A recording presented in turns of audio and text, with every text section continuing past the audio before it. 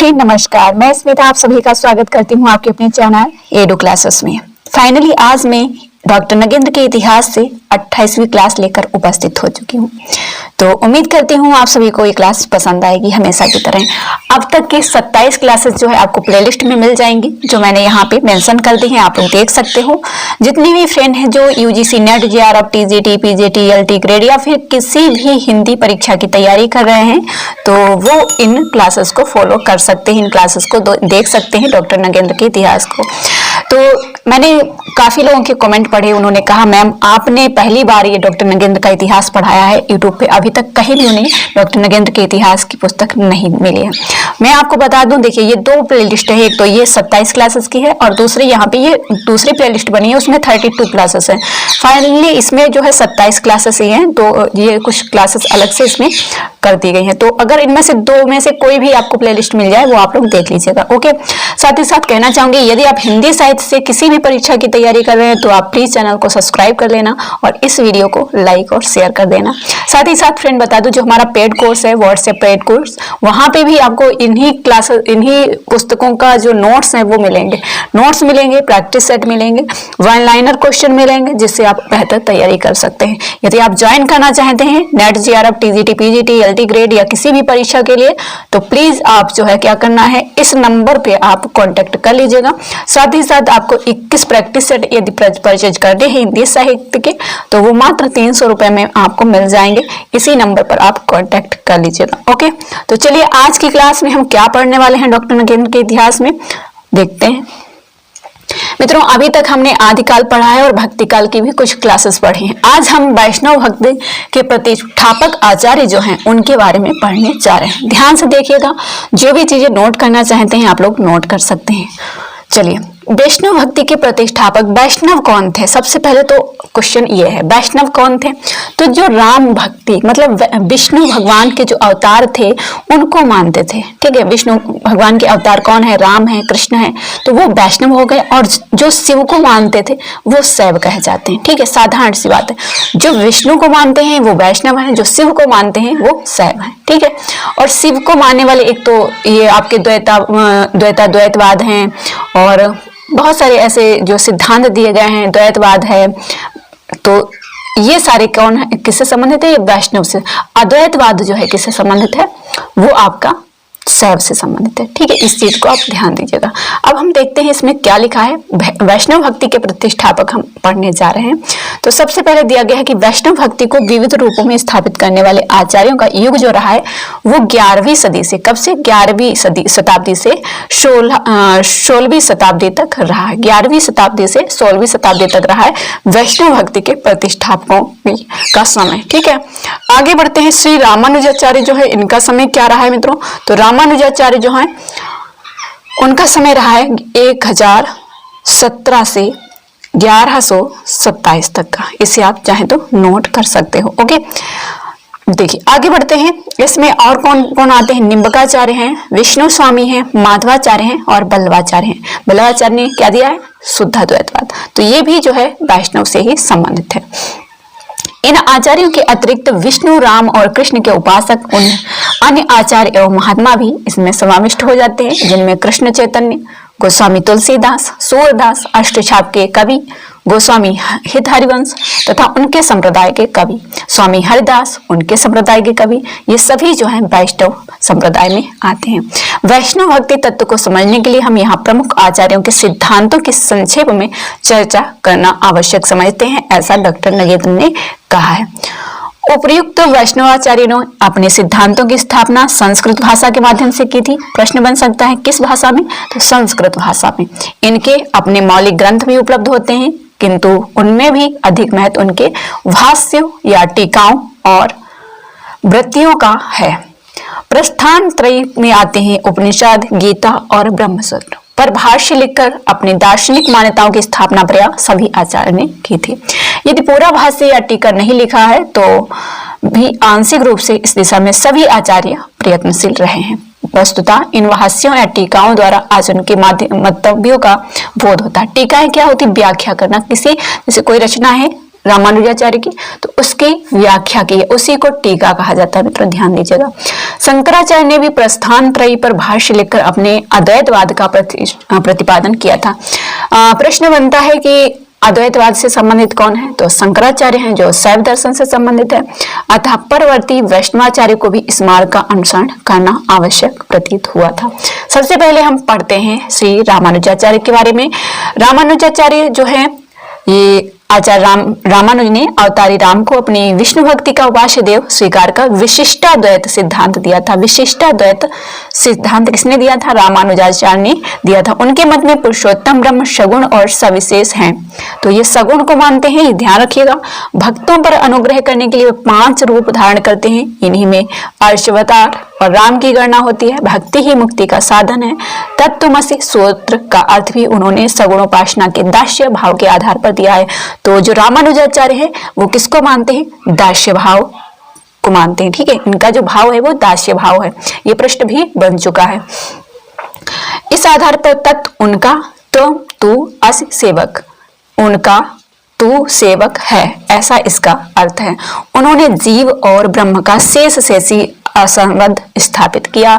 जीव शेष दास और ब्रह्म शेषी हैं। भगवान की शरण में कैंकर्य भाव से प्रस्तुत होकर ही जीवात्मा अपना कल्याण कर सकती है, ऐसा रामानुजाचार्य का मत है। दार्शनिक स्तर पर यह सिद्धांत विशिष्टाद्वैत कहलाता है और इस संप्रदाय को श्री संप्रदाय कहते हैं। ध्यान दीजिएगा मित्रों, आपसे प्रश्न बन सकता है कि श्री संप्रदाय किसको कहते हैं, तो विशिष्टाद्वैत को ही श्री संप्रदाय भी कहते हैं। इस संप्रदाय का प्रबल प्रभाव रामानंद स्वामी पर देखा जाता है। हिंदी के वैष्णव कवियों में गोस्वामी तुलसीदास भी इससे अत्यधिक प्रभावित थे। अगले जो देखिए श्री रामानुजाचार्य किससे संबंधित है, आप लोग इसका कमेंट बॉक्स में आंसर भी देते रहेंगे। श्री रामानुजाचार्य जो है इनका समय क्या है और इनका सिद्धांत क्या है, ये आपको कमेंट बॉक्स में आंसर देना है यदि आपको वाकई में तैयारी करनी है और एग्जाम को क्वालिफाई करना है। नेक्स्ट है जो श्री माधवाचार्य। माधवाचार्य जी का समय क्या है? 1199। ठीक है, इनका जन्म दक्षिण भारत के वेलीग्राम नामक स्थान पे हुआ था। वेलीग्राम। वेदांत में पारंगत होने पर भी संन्यास लेने पर इनका नाम आनंद तीर्थ रखा गया था। पूछा जा सकता है आनंद तीर्थ किसका नाम था, तो वो थे माधवाचार्य। इसी टाइप के प्रश्न इस समय बनते हैं। उत्तर भारत की यात्रा पर आने पर ये बद्रिकाश्रम आ गए और वहां वेद व्यास से शालिग्राम की 3 मूर्तियां प्राप्त की। यहीं अपने शिष्यों की सुविधा के लिए इन्होंने 8 मंदिरों का निर्माण भी किया था और वैष्णव भक्ति के प्रचार में योग दिया था। और ये जो है इनका किस सिद्धांत, इनका सिद्धांत कौन सा है, तो अद्वैतवाद। माधवाचार्य ने अद्वैतवाद का घोर विरोध किया था। प्रश्न बन सकता है कि अद्वैतवाद का घोर विरोध किसने किया है, तो वो है माधवाचार्य। बहुत ही मस्ट जो है जरूरी चीज है यहाँ पे। इनका दर्शन जो है वो है द्वैतवाद। माधवाचार्य समझिएगा, माधवाचार्य द्वैतवाद। ठीक है, माधवा 2 भागों में बांट लीजिए, माधवा और चार्य, तो 2 भागों में बांटोगे, इससे आपको ध्यान रहेगा कि द्वैतवाद। इनके मत में भगवान विष्णु 8 गुणों से उपेत और सर्वोच्च तत्व हैं। जगत सत्य है और ईश्वर जीव का भेद, जीव से भेद है, जड़ का जीव से भेद वास्तविक है। समस्त जीव हरि के अनुसार हैं और जीव स्वभावतः अल्प शक्ति और अल्प ज्ञान संपन्न है। बहुत कुछ नहीं पढ़ना है, लेकिन जो चीजें बताई जा रही हैं उनको आप जरूर से जरूर कंठस्थ करेंगे। जीवों में तारतम्य रहता है और अपने वास्तविक सुख की अनुभूति ही मुक्ति है। मुक्ति का सर्वश्रेष्ठ साधन अमला भक्ति है और वेद का समस्त तात्पर्य विष्णु ही है। माधवाचार्य का संप्रदाय ब्रह्म संप्रदाय के नाम से विख्यात है। द्वैतवाद भी है और इनका जो संप्रदाय है वो ब्रह्म संप्रदाय से के नाम से विख्यात है। तो ये है आपके माधवाचार्य। तीसरे आते हैं श्री विष्णु स्वामी। ये प्रश्न आपका अभी कई परीक्षा में पूछा गया है और शायद एसआई में भी पूछा गया था, तो बच्चे जो थे उन्होंने गलत कर दिया था। श्री विष्णु स्वामी जो है इनका जो सिद्धांत है वो है रुद्र संप्रदाय। विष्णु स्वामी रुद्र संप्रदाय इन्होंने क्यों दिया, क्योंकि रुद्र तो भगवान शिव का रूप है ना, लेकिन इन्होंने ये मत दिया है। विष्णु स्वामी के 3 आचार्यों का इतिहास ग्रंथों में उल्लेख मिलता है। रुद्र संप्रदाय के अंतर्गत किसको आचार्य का स्थान दिया जाए, यह अद्यावत अनीत होगा। सर्वज्ञ सूत्र नामक ग्रंथ के रचयिता को प्राय विद्वान लोग रुद्र संप्रदाय का आचार्य विष्णु स्वामी मानते हैं। अतः काल निर्णय कठिन है। डॉक्टर भंडारकर के अनुसार इनका उदय 13वीं शताब्दी में हुआ था विष्णु स्वामी का। तो समय पूछा जाए तो 13वीं सदी माना जाएगा, इसको आप ध्यान रखिएगा। श्री विष्णु स्वामी, और देखिए जब क्रम लगाने के लिए आए तो रामानुजाचार्य, माधवाचार्य, उसके बाद जो है विष्णु स्वामी आएंगे। यहाँ पे ये चीज भी आपको ध्यान रखनी है और ये पूछा ही जा सकता है नेट जेआरएफ किसी भी परीक्षा में, ठीक है। आगे बढ़ते हैं तो इस संप्रदाय के दार्शनिक सिद्धांत ग्रंथ रूप में उपलब्ध नहीं है और इनकी शिष्य परंपरा में बल्लभाचार्य का स्थान है। इनके शिष्य जो हैं वो हैं बल्लभाचार्य, और इसीलिए बच्चे जो हैं कंफ्यूज हो जाते हैं कि रुद्र संप्रदाय किससे संबंधित है, विष्णु स्वामी से संबंधित है या फिर बल्लभाचार्य। तो मित्रों यहाँ पे आपको ध्यान रखना है कि विष्णु स्वामी रुद्र संप्रदाय विष्णु स्वामी से संबंधित है, ठीक है। बल्लभाचार्य के सिद्धांतों के निरूपण में ही इस विषय पर विचार किया जाएगा कि बल्लभाचार्य ने शुद्धाद्वैत दिया है, ये आपको ध्यान रखना है। आगे बढ़ते हैं, उसके बाद आएंगे श्री निम्बकाचार्य, ठीक है। श्री निम्बकाचार्य, तो श्री निम्बकाचार्य का समय आद्यावधि अनिर्णित है। निम्बार्क संप्रदाय में इनको सृष्टि के आदि से उत्पन्न माना जाता है। तो आगे बढ़ते हैं, यहाँ पे इन्होंने जो मत दिए हैं वो जानना हमारे लिए सबसे पहले आवश्यक है कि श्री निम्बार्क का संप्रदाय सनकादिक संप्रदाय के अंतर्गत आता है। मतलब जो निम्बार्क हैं, निम्बकाचार्य हैं, इनका जो संप्रदाय है वो सनकादिक संप्रदाय भी कहा जाता है। और इस संप्रदाय का दार्शनिक सिद्धांत जो है वो है भेदाभेदवाद और द्वैतवाद। उधर जो माधवाचार्य है उन्होंने द्वैतवाद दिया है, लेकिन निम्बकाचार्य जो है उन्होंने भेदवाद और द्वैतवाद दिया है। और इनका जो संप्रदाय है इसके अंतर्गत आता है सनकादिक संप्रदाय। जीव अवस्था भेद से ब्रह्म के साथ भिन्न है तथा अभिन्न भी है, ऐसा इन्होंने माना है। भेदवाद और द्वैतवाद।